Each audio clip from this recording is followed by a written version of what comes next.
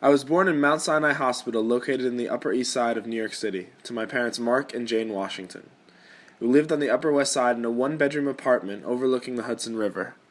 Up at dawn to walk the dog, I spent a great deal of time in a stroller amongst the dogs of Riverside Park. My dad was very ill and my mom worked, so I commuted to a daycare near my mom's job in Midtown. I went to school at the age of 17 months with the children whose parents worked at the United Nations. I was the only child in the school that spoke English, but we learned to communicate in other ways. It was a very happy place. I traveled by subway and bus and sometimes even taxi, when my mom looked like she was ready to drop.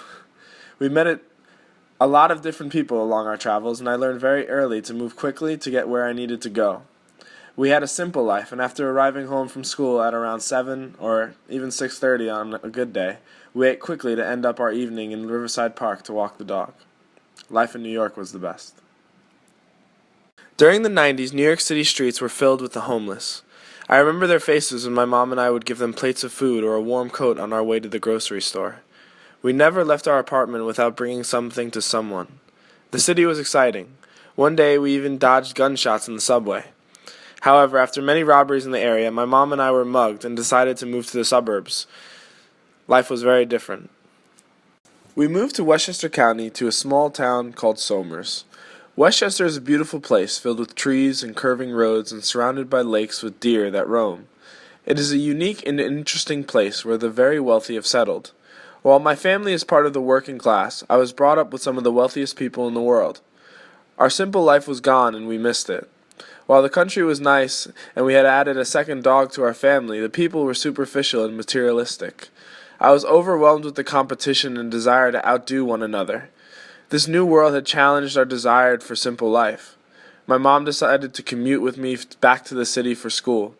We took a bus to the train for an hour ride and walked through the city so that I could get to school and my mom could go to work. Our day was long, but our life was simple. Our travels gave us 2 hours together to read books, and our walks introduced us to all new kinds of life and interesting people. There was never a day where we didn't have our own adventure to recount. After a couple of years, my mom's job became a work-at-home job, so I transferred back to the public school system in Somers, our hometown.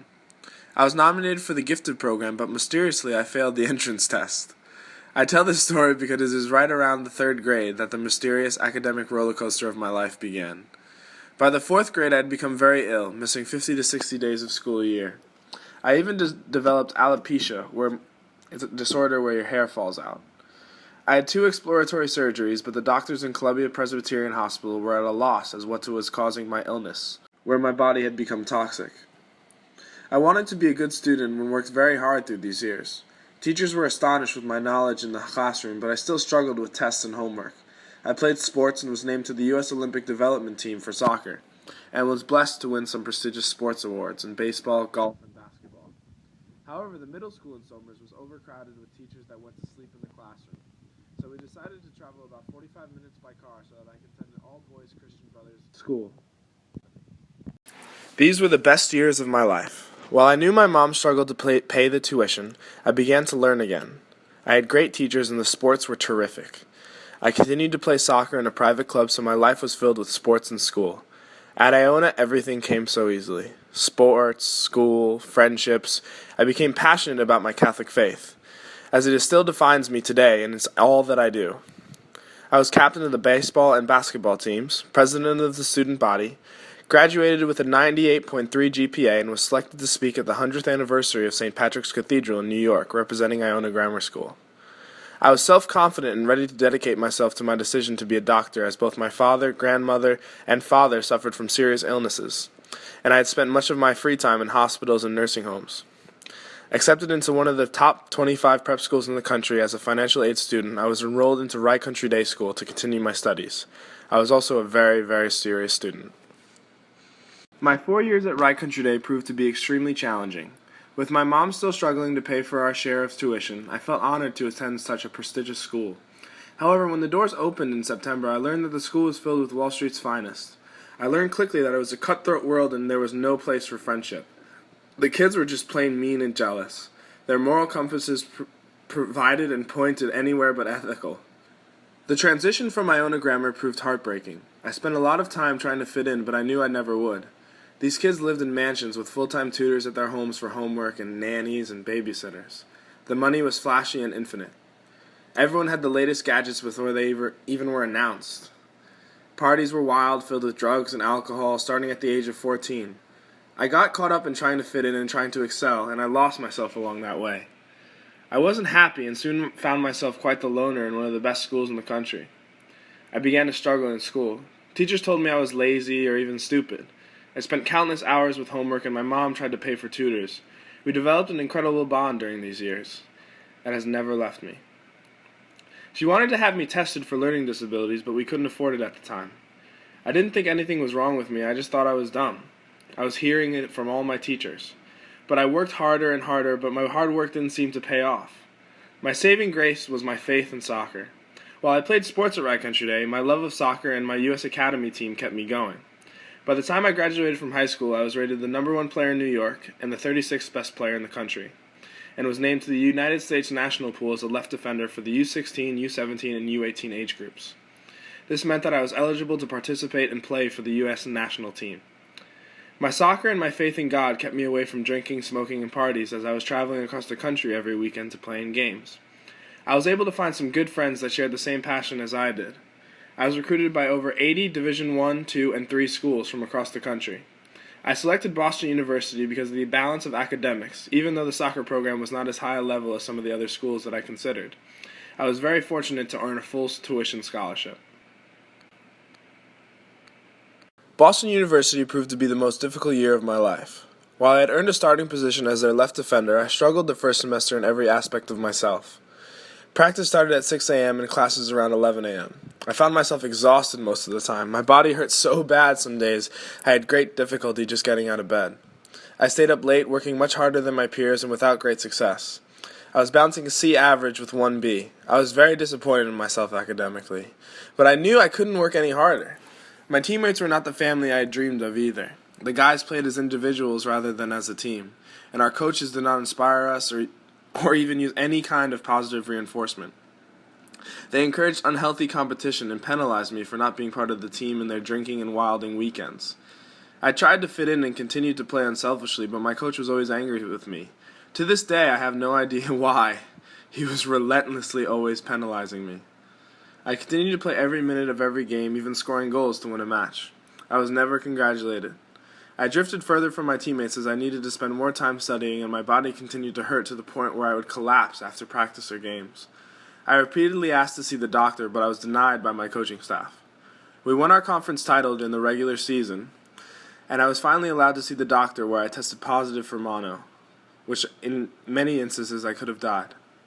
Towards Thanksgiving, my grades were bordering C's, and I met with my professors to get some help.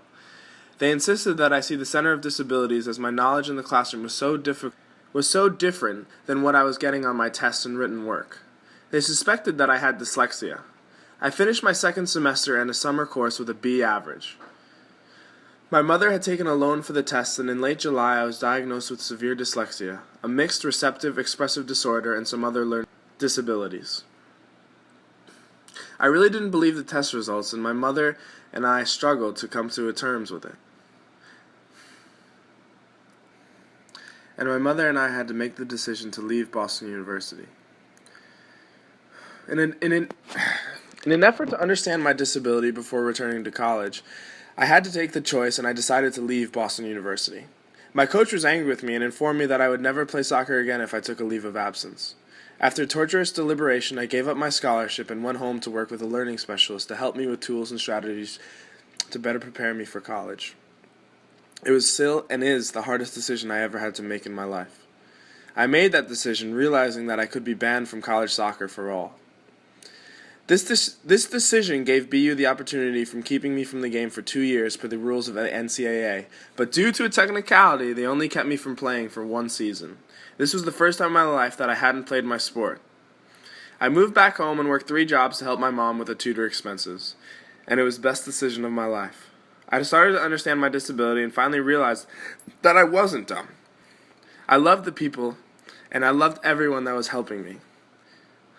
It was truly amazing. 4 months later, I was enrolled in George Mason University, starting over with a starting position on the soccer team and a fresh start in my mission to become a doctor. I loved the people in Virginia and even obtained a 3.8 GPA, my first full year as a biology major.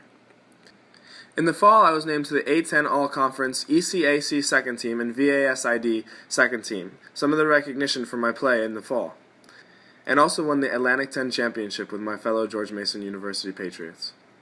I loved my teammates, and I had a great roommate, and I was excelling academically, athletically, and I was becoming more deep in my faith. My second year proved to devastate me. I failed chemistry even though I worked day and night.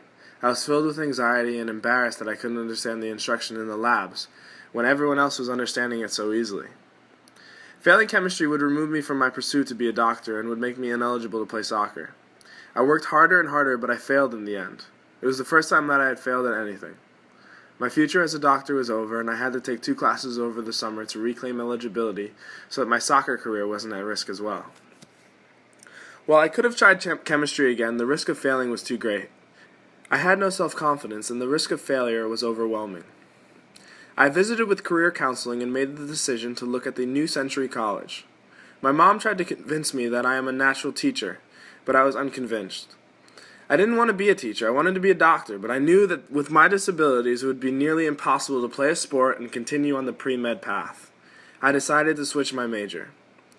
I entered the New Century College with an entirely new world opened up to me. The professors are incredible, and my myopic mind was introduced to a career where I could excel without major struggles, and build upon some of the inner talents that I have for a career that could also help people. While I do have that F in chemistry, I still have a 3.4 GPA with a real potential to raise that through the New Century College.